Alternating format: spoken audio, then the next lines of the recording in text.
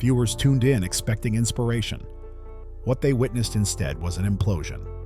On the morning of February 9th, 2026, during the highly anticipated global broadcast of The Climb Within, a Netflix-backed docuseries positioned as Meghan Markle's definitive self-reinvention, the Duchess of Sussex appeared not as a symbol of modern resilience, but as someone unraveling in real time. What was meant to cement her legacy as a self-made entrepreneur spiraled fast into an unfiltered collapse. Newly surfaced photographs, rising public resentment, and the sudden implosion of a billion-dollar brand narrative collided on screen. The program, filmed in January and strategically aired just 1 week before Meghan's planned lifestyle brand reveal, was designed as a victory lap. A carefully crafted journey from humble beginnings in Woodland Hills to duchess, philanthropist, and soon-to-be mogul. But minutes before the episode streamed globally, two major outlets, Page 6 and the Daily Telegraph, simultaneously published a batch of alleged high-resolution yacht photographs. The images, reported to have been taken in 2014, allegedly show Meghan, then publicly known as Rachel Meghan Markle, aboard a luxury vessel in the Mediterranean, surrounded by powerful figures, including Prince Andrew and Jeffrey Epstein. Within hours, the internet erupted. Hashtags like #YachtGirlMeghan, #TheClimbUnravels, and #DuchessExposed surged across global trending charts.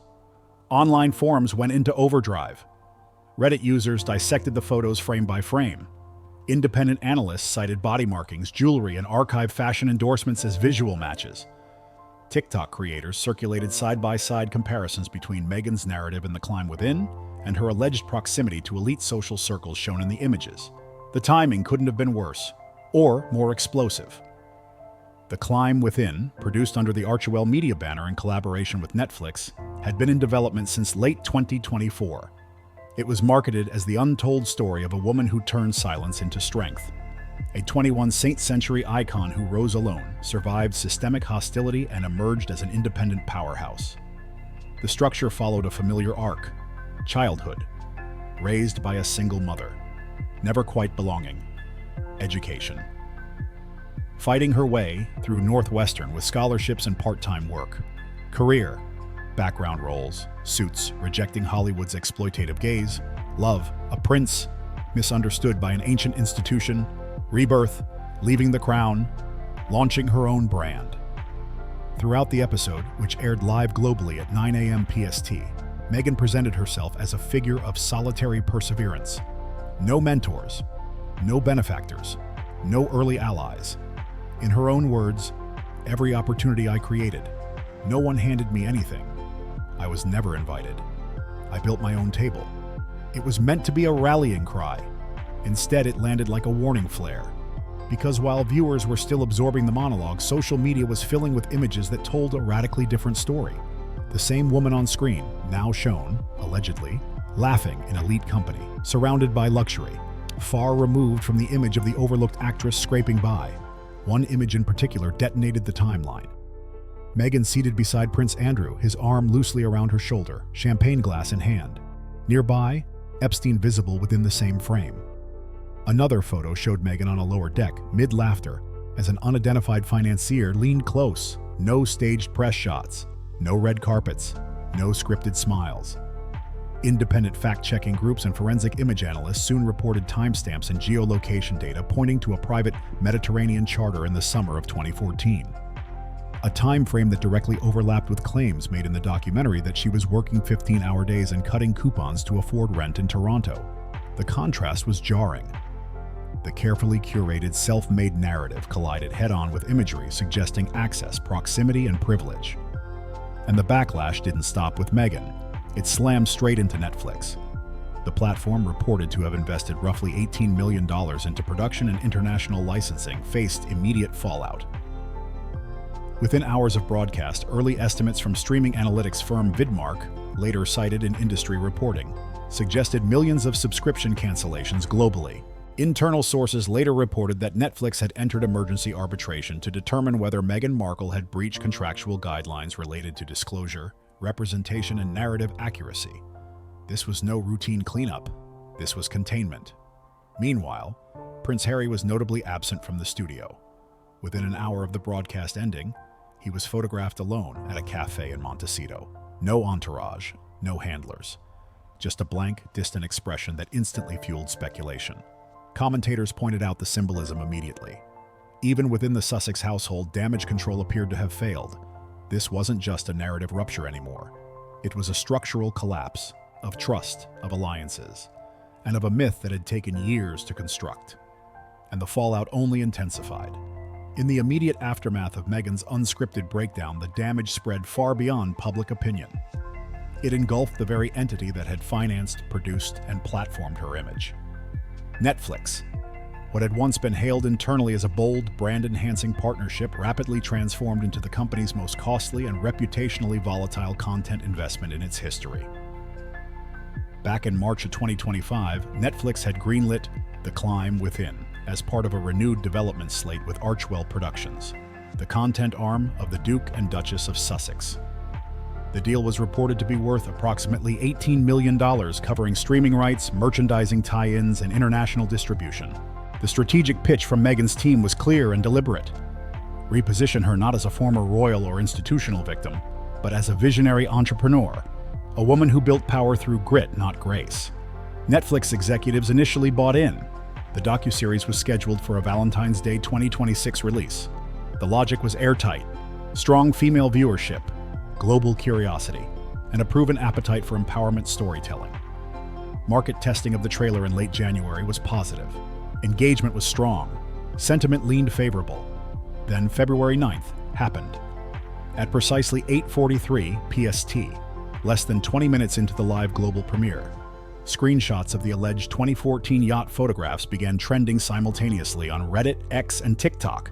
Digital PR analysts quickly confirmed the backlash was real-time and accelerating. Netflix's internal analytics team triggered its Red Zone escalation protocol, a system typically reserved for platform outages or crises involving violence or misinformation. This was worse. Within 6 hours, reported estimates showed global subscription cancellations exceeding 1.3 million. North America and parts of Europe led the exodus. Netflix stock dropped over 6% in a single trading session, erasing roughly $4.3 billion in market capitalization by close. By nightfall, headlines like Netflix's Meghan mistake dominated coverage across CNN, CNBC, and Bloomberg. Internally, the collapse triggered a rare emergency executive summit. Sources later revealed that senior leadership, including CFO Spencer Neff and CCO Bella Matthews, recommended an immediate contract review with Archwell. The concern wasn't just the photographs. It was the contradiction. The gap between the narrative sold to Netflix and the reality now being dissected online. Meghan's carefully curated hardship to success storyline was suddenly under forensic cross-examination. A clip from The Climb Within, where she claimed, "At 28, I was borrowing shoes for red carpets. My bank account had $200. Was contrasted against timelines showing luxury travel, elite events, and proximity to high net worth figures years earlier. As scrutiny intensified, a second breach deepened the crisis. A Netflix insider leaked internal production memos showing that all biographical material had been self-submitted by Meghan's team, with no independent verification. One now viral line from a pre-production email read, "Narrative must remain focused on upward struggle. Avoid glam framing of pre-roll era unless directly tied to adversity." Combined with Meghan's on-air breakdown and her unsanctioned references to Prince Andrew, Netflix legal teams concluded multiple violations of the platform's content representation clause. By February 10th, Netflix issued a formal termination of partnership letter to Archwell. The cited reasons were explicit: breach of public trust, inaccurate self-disclosure, reputational damage to Netflix brand and market position. The company demanded the docuseries be pulled from all international markets within 72 hours, including subtitled and dubbed versions across Asia, Latin America, and Europe. Netflix absorbed an estimated $12.4 million in unrecoverable losses from sunk production costs, advertising commitments, and talent contracts. An unnamed executive later told The Wrap, "We backed the wrong voice. The risk wasn't just deception. It was believing the truth could be controlled with a camera crew." For Meghan, the fallout was immediate and devastating. Her upcoming Evermark lifestyle rollout, which reportedly included Netflix-linked content extensions, organic textile lines, fragrance products, and mental health mini-documentaries, was abruptly canceled. Whole Foods, one of the primary rumored retail distributors, officially withdrew on February 10th. citing ongoing reputational clarity issues. Industry insiders called it the most expensive personal brand collapse Netflix had ever been attached to. While Archewell issued no public comment, leaks from staff indicated internal restructuring and mass resignations by February 11th. Despite efforts by Meghan's legal team to frame the collapse as production mismanagement, Netflix maintained that all narrative materials originated directly from Archewell. Although indemnity clauses shielded Meghan from direct financial liability, she was effectively blacklisted across several content arms. Trade outlets like Deadline and Variety reported that at least 4 major studios had paused talks indefinitely, including 2 docudramas and a scripted series loosely based on her life. Silence, as observers noted, never meant neutrality. It meant rejection. As the wreckage settled, analysts pointed out the deeper issue wasn't photographs or omissions. It was the failure of narrative control in a digital age where the internet is relentless, forensic, and permanent. And while corporate contracts burned behind closed doors, the most visible collapse remained deeply personal. What was supposed to be a triumphant media moment instead became a raw, unscripted purge. February 9th, 2026, would no longer be remembered as a celebration, but as the day Meghan publicly unraveled. Seated under studio lights during the final quanda, she drifted fully off script. The audience, already rattled by the scandal, expected retreat or restraint. Instead, they witnessed one of the most revealing monologues of her post-royal life. "I didn't have legacy," she said sharply. "I didn't have someone whispering, 'You're chosen.' Catherine had that. I had rejection." Her posture stiffened. Her voice hardened. She spoke of closed doors, of abandonment, of betrayal. Audience members exchanged nervous glances. Production staff debated cutting the stream. Then came the moment that shifted the room completely. She implied a deeper past with the royal family, one that predated her relationship with Harry. While no names were repeated directly, the implication was unmistakable.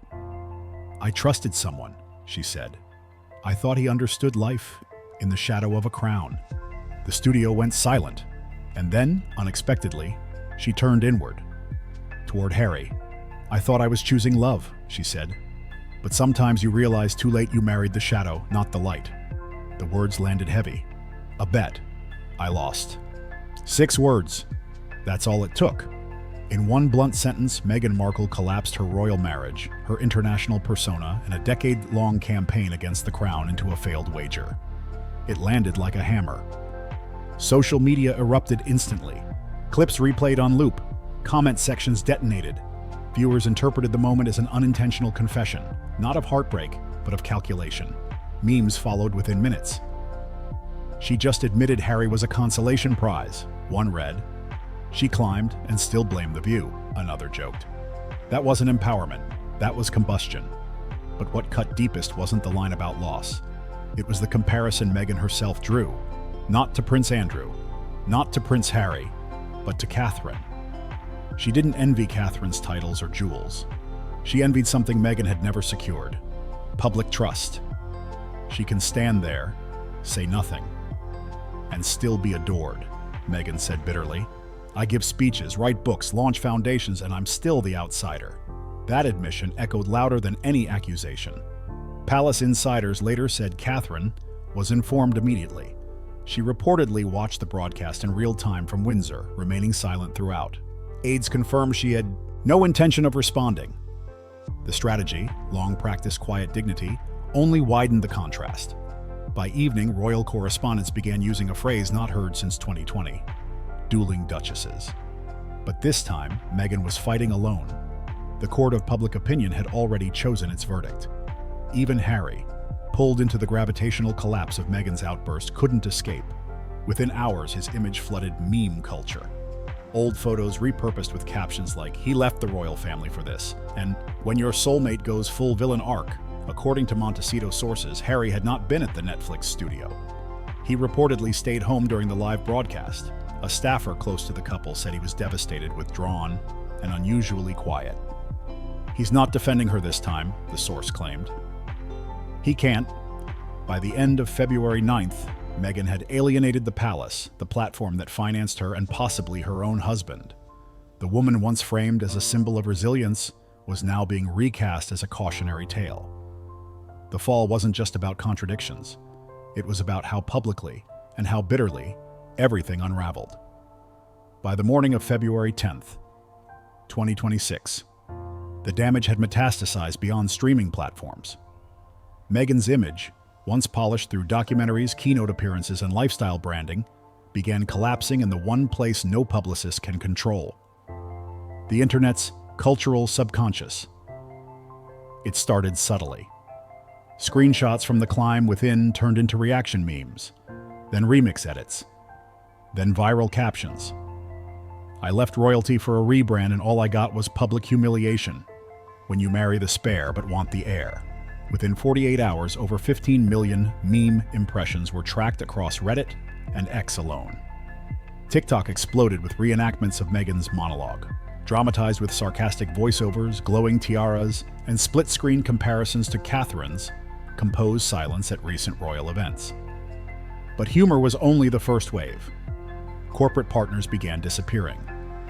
Whole Foods confirmed termination of its Evermark partnership, citing reputational instability and unresolved audience sentiment. 2 wellness startups, previously co-branded, withdrew quietly from launch contracts. Fashion PR firm Nightshade, long considered the backbone of Meghan's U.S. image strategy, reportedly suspended its agreement with Archewell's branding division. An executive said bluntly, "We don't manage brands in freefall." Even Meghan's once loyal influencer network went silent. Feminist collectives, podcast hosts, wellness advocates. Many declined to comment. Several were said to be reassessing alignment. Hollywood followed fast. By February 11th, at least 3 media projects, including a proposed docuseries on modern motherhood and a scripted dramedy loosely inspired by Meghan's legal struggles, were reportedly shelved. Talent agency Endeavor dropped her from Tier 1 event bookings. Inside Archewell, staff reductions followed. 2 communications directors reportedly exited within 72 hours. Meanwhile, Netflix, having already pulled The Climb Within, leaked internal memos describing the situation as a total breach of public trust. One scathing note from a European content VP read, "The Duchess' strategy was a controlled fire. We gave her oxygen. She burned the house down." Through it all, Meghan remained silent. No press conference, no apology, no social post. The Archewell homepage displayed only a maintenance banner. The absence spoke louder than any statement. Harry, too, vanished from public view. Neighbors later said he was seen walking the estate alone, drained and silent. British outlets published op-eds titled "The Prince Left Behind" and "When Silence Becomes Separation." The narrative had shifted. What began as celebrity scandal had become a cultural symbol. Even neutral outlets like The Economist ran headlines such as "The Fall of a Modern Myth," what Meghan Markle taught us about branding and truth. The case closed itself, not in court, but in culture. On February 11th, 2026, Meghan was briefly spotted outside her Montecito estate. Gray coat, oversized sunglasses, no entourage, no handler, no Harry. She walked past cameras without a word. Inside the gates, silence ruled. Evermark's website went offline for re-evaluation. Her inner circle, once crowded with stylists and strategists, had thinned to nothing. Then came the quietest blow of all. At 9 a.m. UK time on February 10th, the official British royal website updated without fanfare.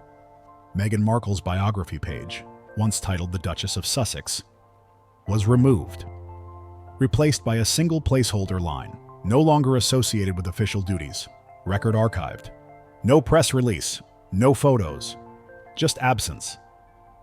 That evening, during a scheduled appearance at the Charter of Service Awards, Princess Anne delivered a brief but pointed remark. Honor is not bestowed, it is sustained, and truth, even when buried, has its own way of resurfacing. Media circles understood the message. Later that night, reports emerged that King Charles III's legal advisors had requested a formal review of Meghan's UK residency status. Not revocation, but reassessment. The signal was unmistakable. According to insiders, the final decision came moments after Charles viewed the clip, where Meghan referred to Harry as the shadow, not the light. There was no path back after that, one source said. William refused to engage. Catherine maintained silence. Her only post that week was a photo of a red poppy brooch captioned, "For those who stand in quiet truth." The message landed. With Netflix gone, Archewell fading, the palace door closed, Meghan's influence no longer extended beyond her property line. Her final move came quietly. A legal filing in California requesting protection of personal media assets from unauthorized dramatization. Sources said she feared someone, possibly even Harry, might tell their side. Insiders now predict an imminent separation, not announced but understood. As for Meghan, reports suggest she has begun preparing a memoir in secrecy, not for redemption, but retaliation. Whether it ever reaches the public is unknown, but one truth is undeniable. The woman who once said she had no voice now finds herself with no audience left to listen. And when the curtain falls not with applause, but with silence, that's when the story truly ends. If you want more deep dives like this, like the video, subscribe for future breakdowns. Drop your thoughts in the comments, and share this if you believe image should never replace truth.